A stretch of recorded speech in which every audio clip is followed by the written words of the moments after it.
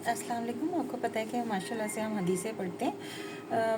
کل میں نے ایک چھوٹی سی سورہ فتح کی آیت نمبر 29 پڑھی تھی، اور کل میرا اتنا دل چاہ رہا تھا کہ وہ پوری مطلب ایک آیت اس قدر مطلب اس کے میننگ ہوتے ہیں کہ ایکسپلین کرنا اتنا مشکل ہوتا ہے. تو کل وہ تھوڑا سا پڑھا تھا، اور آج میرا دل چاہا کہ میں پھر ایک آیت پڑھوں، اور یہ آل عمران کی آیت نمبر 164 چھوٹا سا ترجمہ.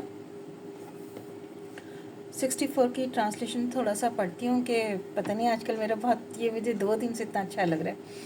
حقیقت میں اللہ تعالیٰ نے مسلمانوں پر احسان کیا، جبکہ ان میں نہیں، انہی کی جن سے ایک ایسے پیغمبر کو بھیجا وہ ان لوگوں کو اللہ تعالیٰ کی آیتیں پڑھ پڑھ کر سناتے ہیں، اور ان لوگوں کے خیالات اور رسومات جہالت سے صفائی کرتے رہتے ہیں، اور ان کو کتاب اور فہم کی باتیں بتاتے رہتے ہیں. یہ جو ہے آل عمران آیت نمبر 164. اس کا مطلب یہ ہے، تو ایک چھوٹی سی آیت ہے کہ حقیقت میں کیا کہہ رہے ہیں کہ اللہ تعالیٰ نے مسلمانوں پر یہ ہمارے پر احسان ہے کہ اللہ تعالیٰ نے اپنے پیغمبر رسول ہمارے اوپر بھیجے نا، اور جو ہمیں میں سے تھے، ہم جنس کا مطلب ہے کہ جو ہمیں میں سے تھے، اور ایسے پیغمبر کو بھیجا کہ ان لوگوں کو اللہ جو ہمارے نبی کے اوپر اللہ تعالیٰ نے جو ہمارے خاتم النبیین حضرت محمد صلی اللہ علیہ وسلم ان کے پر تو یہ قرآن نازل فرمائے نا ان کو، تاکہ وہ ہمیں ایک ایک آیت پڑھ کے سنائیں اور بتائیں، اور ہمیں اس کا مطلب سمجھائیں، اور ہمیں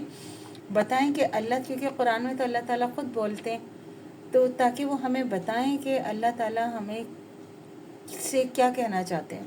اللہ تعالیٰ کو ہماری عبادت کی ضرورت نہیں. اللہ تعالیٰ نے فرشتوں کو بنایا نا عبادت کے لیے.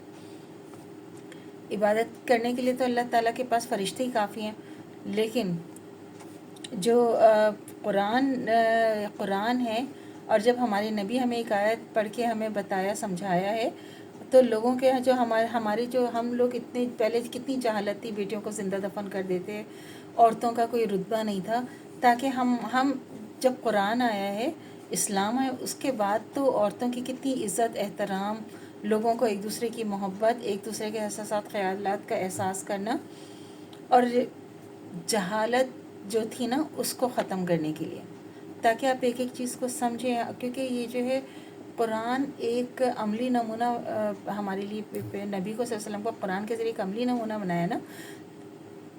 جو چیزیں پہلے کبھی کسی کو سمجھ میں نہیں آتی، ہمارے نبی صلی اللہ علیہ وسلم کے ذریعے، قرآن کے ذریعے ہمیں ایک ایک چیز بتائی گئی ہے، اور اس کو ہمیں سمجھنے کی بہت ضرورت ہے. یہ تو ایک آیت ماشاء اللہ اتنی ہیوی ہوتی ہے، اس کو تھوڑے سے ٹائم میں ایکسپلین کرنا اتنا مشکل ہے جس کی کوئی بات نہ. کیا میں آپ کو بتاؤں کہ صرف سمجھے یہ ترجمہ ہی ہم نے پڑھا ہے، ایکسپلین کرنا کتنا مشکل ہے. تو اللہ سے دعا کرنی چاہیے جو ہماری ایمان ہے مرتے دم تو قائم و دائم رہے، خاتمہ بالخیر ایمان پر ہو. اجازت دیجیے، اللہ حافظ. میرے چینل کو لائک کیجیے، شیئر کیجیے، سبسکرائب کیجیے. شکریہ.